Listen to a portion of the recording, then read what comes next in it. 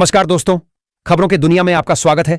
चलिए जानते हैं पश्चिम बंगाल की 25 बड़ी खबरों को फटाफट 5 मिनट में। उससे पहले वीडियो को लाइक करके चैनल को सब्सक्राइब जरूर कर दें। कलकत्ता हाई कोर्ट ने एक मामले की सुनवाई के दौरान सवाल उठाया कि क्या कोई व्यक्ति 3 दिन में 10 किलो वजन कम कर सकता है।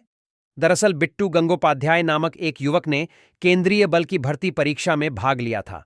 उसका दावा है कि उसने शारीरिक दक्षता समेत सभी परीक्षाएं पास कर ली थीं, लेकिन निर्धारित से ज्यादा वजन बताकर उसे नौकरी नहीं दी गई।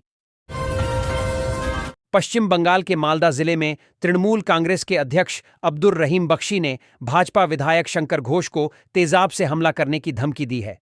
अब्दुर ने घोष पर बंगाल के प्रवासी मजदूरों को रोहिंग्या और बांग्लादेशी बताने का आरोप लगाया।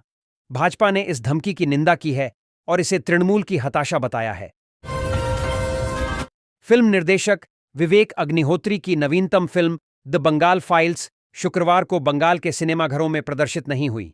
उन्होंने इसके पीछे राजनीतिक दबाव और धमकी का आरोप लगाया। अग्निहोत्री ने बोले, जब कविगुरु रविंद्रनाथ टैगोर ने भयमुक्त बंगाल का सपना देखा था, आज के बंगाल में सरकार ने हिंदू नरसंहार पर बनी अब तक की सबसे साहसिक फिल्म द बंगाल फाइल्स पर प्रतिबंध लगा दिया है। बंगाल विधानसभा में चल रहे 3 दिनों के विशेष सत्र के तीसरे और आखिरी दिन हंगामा और झड़प देखने को मिली। हंगामे के बाद बीजेपी ने राज्य की ममता सरकार को जमकर घेरा है।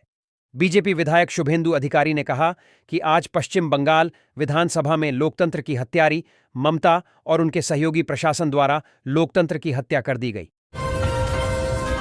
बंगाल में सत्तारूढ़ तृणमूल कांग्रेस के विधायक शौकत मोल्ला के काफिले में शामिल कोलकाता पुलिस की एक पायलट कार की टक्कर से मंगलवार को कोलकाता में एक बाइक सवार की मौत हो गई। दुर्घटना सुबह करीब 11 बजे साइंस सिटी के पास हुई। स्थानीय सूत्रों के अनुसार पायलट कार और बाइक की आमने सामने की टक्कर हो गई। पुलिस घटना की जांच कर रही है। आगामी बंगाल विधानसभा चुनाव को लेकर भाजपा उत्साहित है। प्रधानमंत्री नरेंद्र मोदी की बंगाल में पहले ही 3 रैलियां हो चुकी हैं। राज्य भाजपा नेताओं को पीएम मोदी के प्रचार पर अधिक भरोसा है और आगामी चुनाव में उनकी लगभग 30 रैलियां कराने की योजना है। पिछले लोकसभा चुनाव में पीएम ने 23 सभाएं की थीं। ममता बनर्जी ने कहा कि भाजपा अपनी पार्टी के कुछ नेताओं को लाभ पहुंचाने के लिए एलआईसी और राष्ट्रीयकृत बैंकों में जमा लोगों के पैसे का इस्तेमाल कर रही है। उन्होंने कहा कि नेताओं को फोन कर शेयरों में पैसा लगाने को कहा जा रहा है।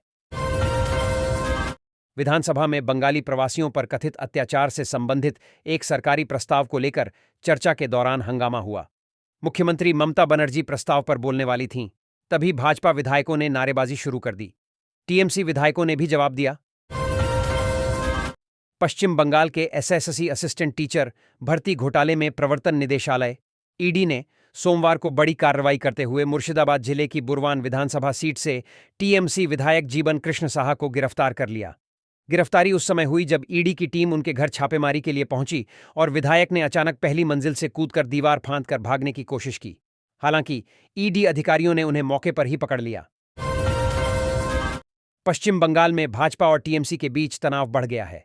भाजपा ने टीएमसी छात्र परिषद के एक नेता पर चंचोल कॉलेज में रविंद्रनाथ टैगोर, नरेंद्र मोदी और अमित शाह की तस्वीरों को जलाने का प्रयास करने का आरोप लगाया है। बीजेपी ने कहा कि इस कृत्य से देश भर के लोगों की भावनाएं आहत हुई हैं। इंडियन ऑयल में ऑफिसर बनने का मौका, 17,70,000 रुपये तक का पैकेज, इसी महीने खत्म हो रही लास्ट डेट।